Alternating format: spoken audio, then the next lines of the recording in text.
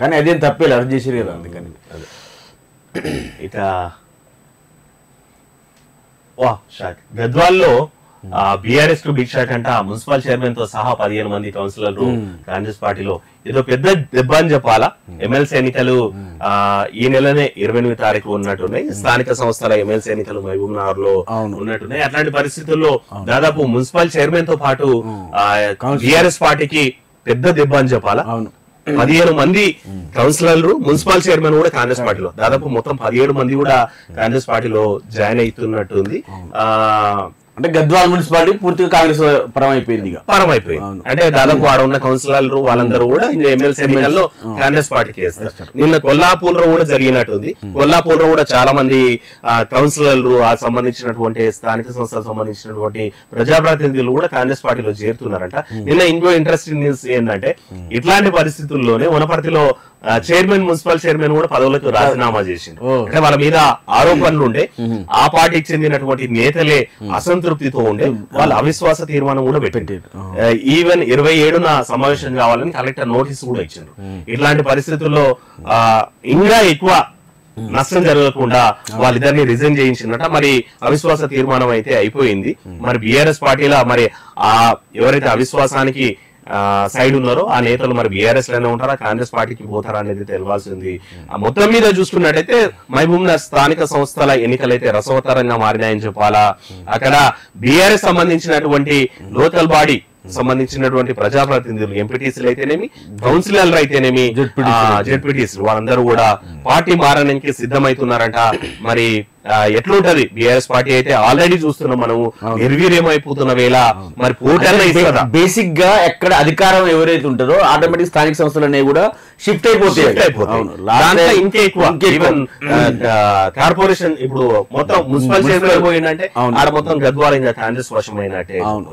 So అక్కడ స్థానిక సంస్థల్లో అవుట్ రైట్ గా కాంగ్రెస్ అభ్యర్థికి ఓట్లు పడతాయి. అట్లా మొత్తం మీద అయితే అక్కడ కాంగ్రెస్ పార్టీ సంబంధించినటువంటి జీవన్ రెడ్డి ముందంజలో ఉన్నాడన్నటువంటి అయితే వస్తున్నాయి.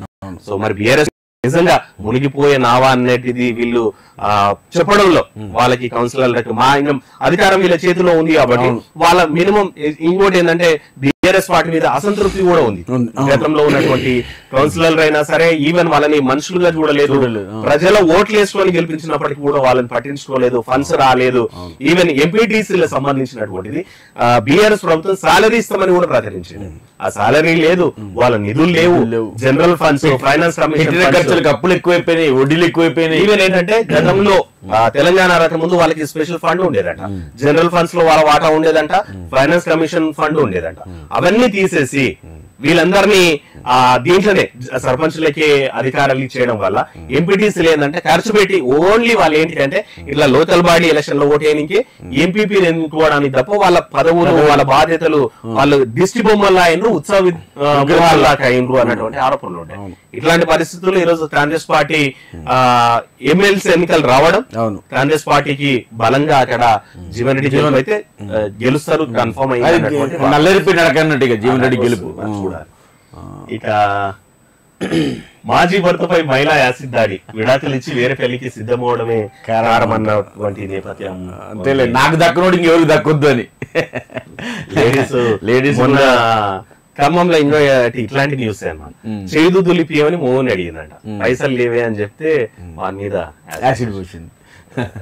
లేడీస్ కూడా సైకోలాగా మారిపోతున్నారు, ముఖ్యంగా భర్తల పైనే. ఇంకా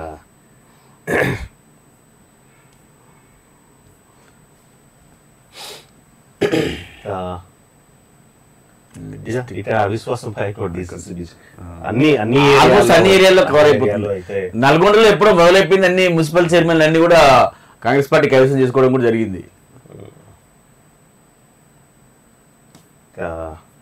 ఇట్లా